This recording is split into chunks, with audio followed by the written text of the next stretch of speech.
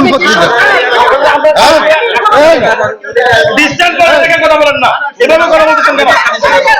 Simply distance বজায় রেখে কথা বলেন। আপনি ডিসটেন্স বজায় রেখে কথা বলেন। না না না না, আরো যান না ভাই, যান না, আপনার দিকে যান।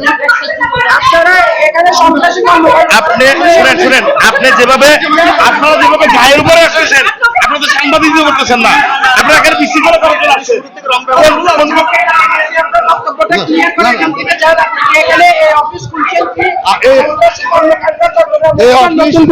এই অফিস আমাকে ওয়াসা বরাদ্দ দিছে, যাও দিছে দিছে দিছে,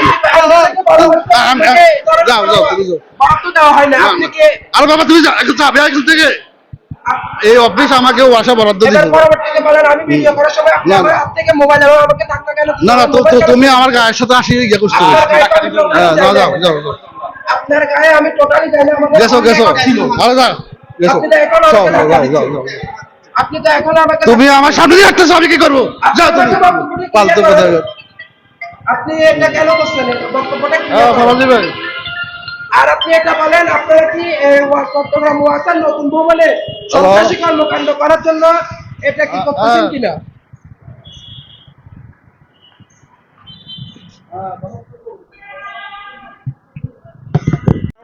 আমি এখানে শ্রমিক হিসেবে, কিন্তু বিষয়টা হচ্ছে কি, শাউটলি কথা বললে শাউটলি হবে, বিষয়টাতে এভাবে কথা বলে না, ডিসটেন্স মেইনটেইন করে কথা বলে। ডিসটেন্স মেইনটেইন করে কথা বলে। থাবা মারি মোবাইল টোবাইল ফেলে দিছে ভাই। আচ্ছা ঠিক আছে, আপনারা যেটা কাজ করার কাজ করছেন তো, আপনারা যা মতো করতে পারেন, এটা আপনাদের কি হবে? ম্যাম আপনাদের যা ইচ্ছা তা আপনারা লিগ্যাল ভাবে করেন, আমার কোনো আপত্তি নেই। এখন লিগ্যাল ভাবে মানে আপনি যে শুনেন কথা বলতেছেন, এটা আপনারা এটা ভাই যে বলরান ভাই নিয়ে আসেন।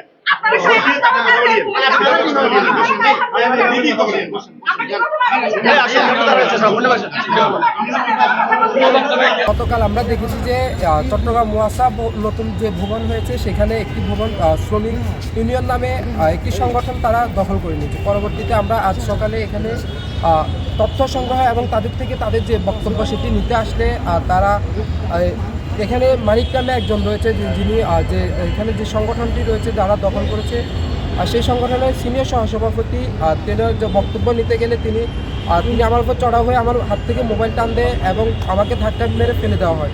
পরবর্তীতে আমাকে বলে যে পরবর্তীতে তিনি আমাকে দেখে নেবেন এবং হুমকি দিয়েছে।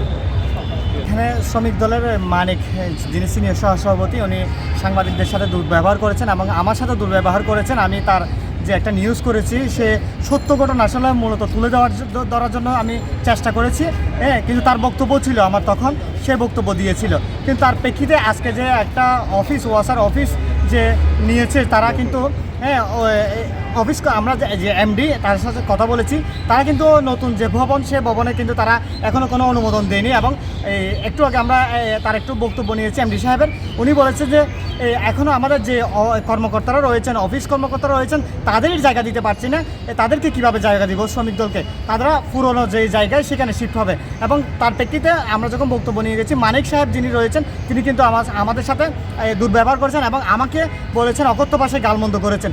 আসলে সেটা কতটুকু আমাকে অকথ্য ভাষায় আসলে আমি যে তিনি যে কথাটা বলেছেন সেটা আমার মুখ দিয়ে প্রকাশ হচ্ছে না, কিন্তু তিনি অকথ্য ভাষায় আমাকে গালমন্দ করেছেন।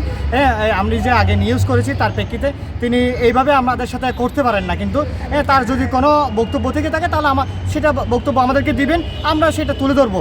আমাদের কাজ হচ্ছে তুলে ধরা। আমাদেরকে মারার হুমকি দিয়েছেন তিনি, মানিক সাহেব, মানিক যিনি রয়েছেন শ্রমিক দলের যিনি সিনিয়র সহসভাপতি, আমরা যতটুকু জানতে পেরেছি, তিনি আমাদেরকে মারার হুমকি দিয়েছেন এবং একজন সহকর্মীর